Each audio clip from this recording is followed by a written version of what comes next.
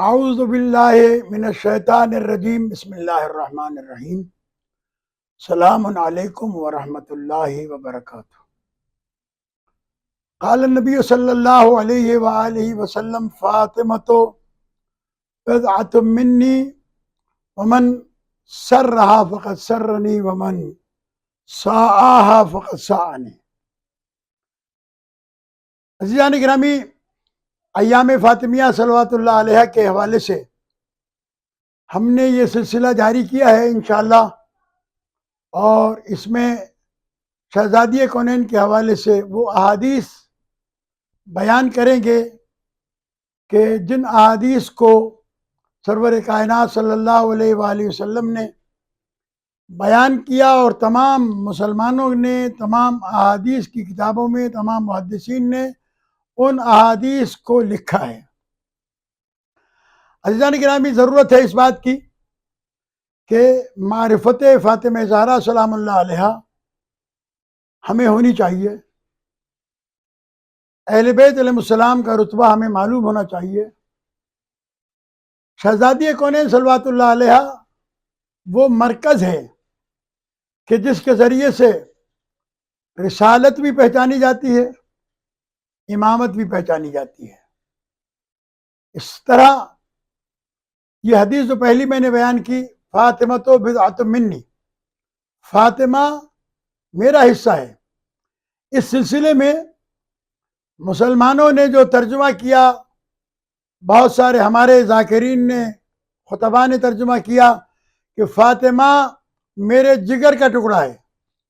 نہیں، یہ ترجمہ قطعاً غلط ہے، اس لیے کہ عربی میں جگر کے لیے قبض کا لفظ استعمال ہوتا ہے۔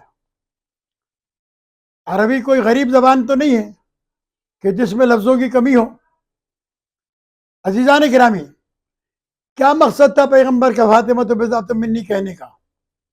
بنیادی مقصد سرور کائنات کا یہ تھا کہ دنیا کو عظمت سیدہ کونین سمجھ میں آ جائے کہ جو لوگ محمد مصطفیٰ صلی اللہ علیہ وآلہ وسلم کو رسول مانتے ہیں، آخری نبی مانتے ہیں، وجہ تخلیق کائنات مانتے ہیں، تو جتنا احترام سرور کائنات کا ہوگا اتنا ہی بضعۃ الرسول کا بھی ہوگا۔ اس لیے کہ جو بڑی عظمت والی چیز ہوتی ہے اس کے اجزاء بھی اتنے ہی محترم ہوتے ہیں۔ اس لیے فاطمہ زہرا سلام اللہ علیہ کے لیے میں یہ مثال دے کر سمجھا دوں کہ قرآن مجید کتاب ہے، اس کے کسی بھی ایک صفحے کو قرآن مجید سے پھاڑ دیا جائے، یا خدا نخواستہ خود سے الگ ہو جائے بوسیدہ ہو کر، یا ایک آیت الگ ہو جائے، تو وہ ایک آیت بھی اتنا ہی احترام رکھتی ہے جتنا پورے قرآن مجید کا احترام ہے۔ لہٰذا جو لوگ قرآن مجید کا احترام کریں گے انہیں اس آیت کا اور اس ٹکڑے کا بھی اتنا ہی احترام کرنا پڑے گا۔ جتنا قرآن مجید کی توہین کا گناہ ہے، کفر ہے، اتنا ہی اس ٹکڑے کا توہین کا گناہ ہے۔ لہذا رسول نے یہ حدیث بیان کر کے ارشاد فرمایا، فاطمہ تو بضعۃ منی، فاطمہ میرا حصہ ہے۔ یہ لفظ ادا کر کے بتایا کہ جس کے دل میں میری عزت و توقیر ہے وہ فاطمہ زہرا کی بھی عزت و توقیر کرے گا۔ فاطمہ کی عزت میری عزت ہے، فاطمہ کی توہین میری توہین ہے۔ اگر قرآن مجید کی توہین کرنے والا کافر ہے تو جزو رسول کی توہین کرنے والا امیر المومنین نہیں ہو سکتا، مومن نہیں ہو سکتا، مسلمان نہیں ہو سکتا۔ لہذا اس حدیث کو صحیح بخاری میں، بخاری شریف کے اندر بھی لکھا گیا ہے، امام بخاری نے لکھا ہے۔ لہذا اس کا ایک پہلو یہ ہے۔ دوسرا پہلو یہ ہے کہ فاطمہ تو بضعۃ منی، یعنی فاطمہ میرا حصہ ہے۔ چونکہ پیغمبر کی دو ذمہ داریاں ہیں، ایک ذمہ داری یہ ہے کہ پیغمبر اللہ سے پیغام لے کر امت تک زبانی طور پر پہنچائیں، دوسرا یہ کہ اس پیغام پر عمل کر کے دکھائیں۔ پیغمبر مرد ہیں، لہذا مردوں کو، عورتوں کو زبانی طور پر تو سمجھا سکتے ہیں لیکن عمل کر کے فقط مردوں کو دکھا سکتے ہیں۔